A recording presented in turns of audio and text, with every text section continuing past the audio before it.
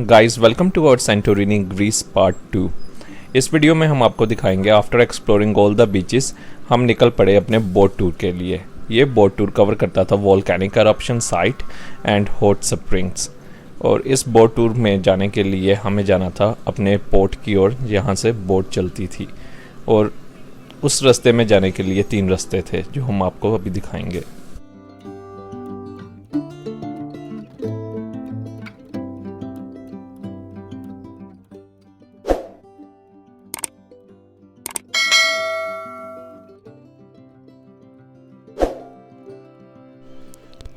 ये है पोर्ट जहाँ पर बोट और क्रूज़ रुकते हैं। यहाँ पर बहुत ही सुंदर व्यू है। अगर आप यहाँ पर बैठकर खाना खाना चाहते हो तो यहाँ बहुत ही अच्छे रेस्टोरेंट हैं। हमने भी यहाँ पर एक रेस्टोरेंट में बैठ के बहुत ही सुंदर व्यूज़ के साथ खाना खाया था।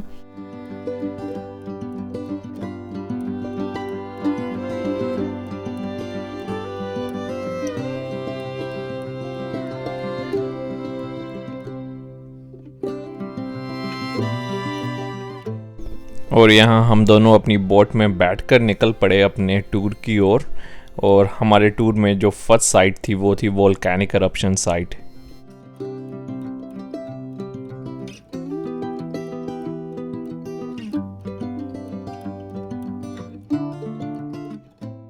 और यहाँ पर पहुंचकर अंदर एंट्री की टिकट थी 2.50 यूरोस। ये है वोल्केनो साइट और इसकी हिस्ट्री मैं आपको बताती हूँ। जो पूरा आइलैंड है सेंटोरिनी और उसके साथ के जो विलेज हैं उन्हें कहते हैं कैल्डेरा। कैल्डेरा होता है वोल्केनिक क्रिएटर। इसे बोलते हैं कैल्डेरा इसलिए क्योंकि यहाँ पे वोल्केनो है। ये वोल्केनो है जहाँ पे हम पहुँचे हैं। 16,000 BC में ये वोल्केनो फूट गया था और 40 एटॉमिक बम जितना एक्सप्लोजन हुआ था। So due to earthquake and tsunami 20,000 से ज़्यादा लोग मर गए थे और ये पूरा का पूरा आइलैंड ख़त्म हो चुका था। तो अब आप यहाँ पे देख सकते हैं कि कैसे ये वाली साइट में ब्लैक सैंड है। ये सारा वोल्केनिक इरप्शन दिखा रही है।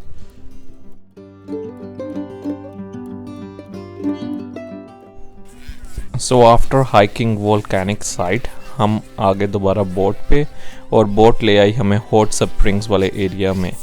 और यहाँ पर boat I think around 1 hour रुकती है और सभी यहाँ पर हॉट स्प्रिंग्स में स्विमिंग कर सकते हैं।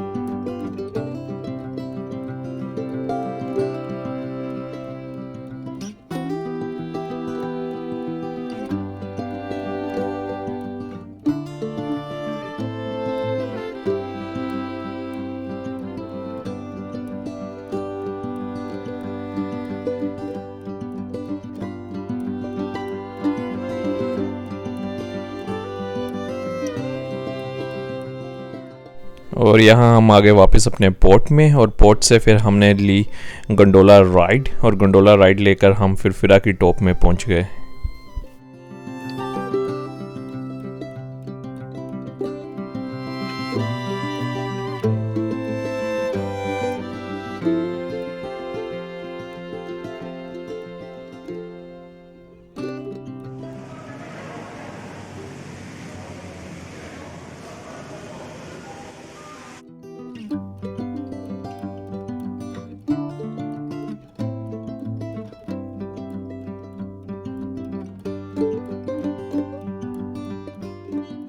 और रात को हम आगे ओपन एयर सिनेमा में। ये बहुत ही ज़्यादा अलग एक्सपीरियंस था, क्योंकि यहाँ पर कनाडा में भी ओपन एयर सिनेमास होते हैं, बट वो लाइक होते हैं ड्राइव इन सिनेमास, अपनी गाड़ी में बैठकर देखने वाले। और ये वाला बिल्कुल अलग था, ये ओपन एयर था, मतलब कि चेयर्स वगैरह लगी हुई थी और जो एनवायरनमेंट था, एरिया था, वो बहुत ही ज़्यादा सुंदर था and it is quite beautiful.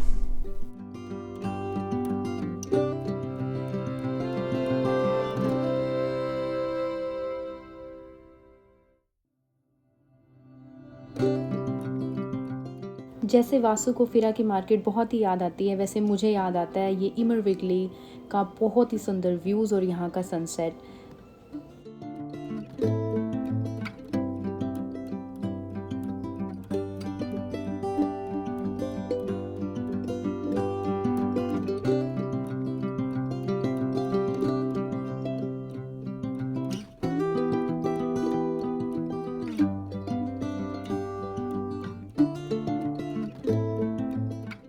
एक बहुत ही ख़ास बात ये थी कि जैसे ईया में बहुत ही क्राउड होता है, यहाँ पर पीसफुल था ये।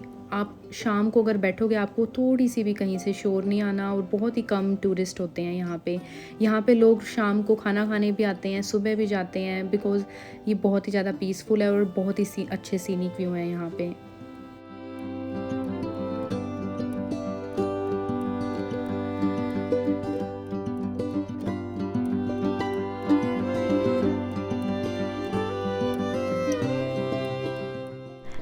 इमरविगली एंड ईया ये दोनों ही फ़ोटोशूट के लिए बहुत ही अच्छे प्लेसेस हैं।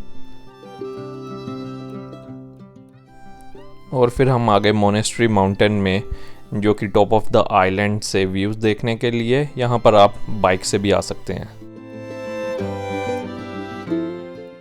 Santo Wines is another beautiful place in Santorini. यहाँ पर हमने तो आई थिंक लंच किया था।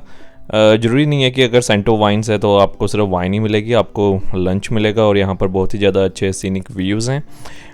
इन एडिशन ये वाइन टूर्स भी देते हैं। और फिर हम ट्रेडिशनल आइलैंड लाइफ देखने आ गए पायरोगस विलेज में। ये विलेज भी बहुत ज़्यादा खूबसूरत था और यहाँ पर हमने काफ़ी टाइम स्पेंड किया। ये विलेज हाईएस्ट पॉइंट है सेंटोरिनी में, तो यहाँ पर पैनोरामिक व्यूज़ मिलते हैं। ये है हमारा last destination, lost Atlantis experience.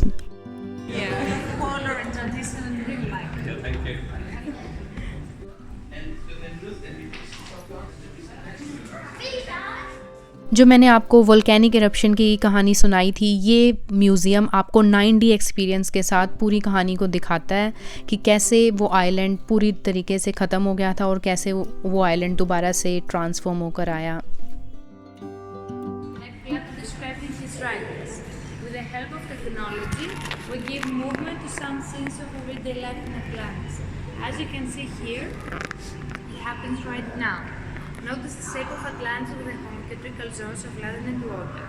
Here you can see the port with the ships, the commercial ships. At this picture window you will see the stadium where the bull games took place. And in the third one, you will see the central island with the temple of Poseidon, the source of cold and warm water, and the buildings to the second and third floor. Plato inspired from the rich.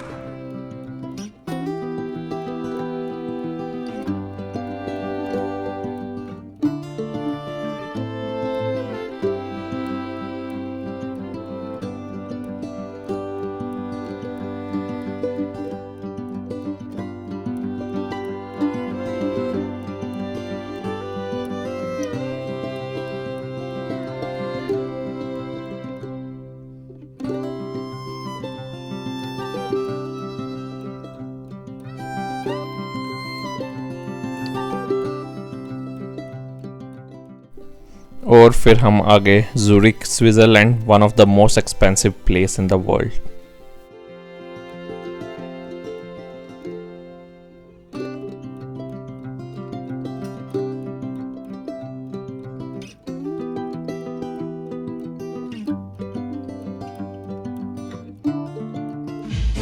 कोई नहीं,